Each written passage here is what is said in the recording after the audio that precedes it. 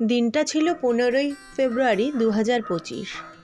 সন্ধেবেলায় চলে গেলাম দোকানে কিছুক্ষণ থাকার পর বোন আসলো।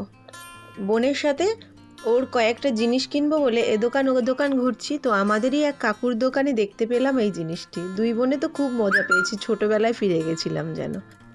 বাড়ি ফিরে বিভিন্ন রকম শাক দিয়ে পরোটা বানালাম। অ্যাকচুয়ালি আমার বাড়িতে শাক সবজি খাওয়া নিয়ে ছেলে একটু সমস্যাই করে, তাই ওকে শাকসবজি খাওয়াই একটু অন্যরকম পদ্ধতিতে।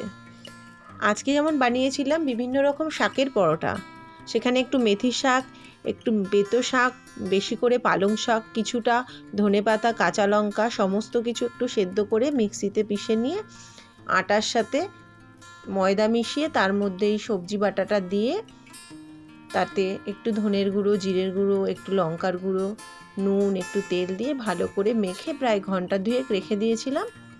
রাখার পরে যেরকম পরোটা করে গোল গোল আকারে বেলে অল্প করে তেল দিয়ে একটা একটা করে সেঁকে নিয়েছিলাম।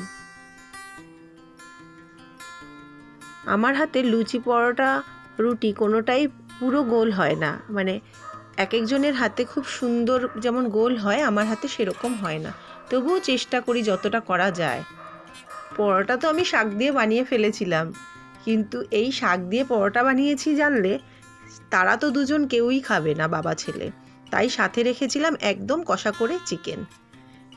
আজকের ভিডিওটা এই পর্যন্তই। আগামী আবার নতুন ভিডিও নিয়ে আসবো। নমস্কার, সবাই ভালো থাকবেন।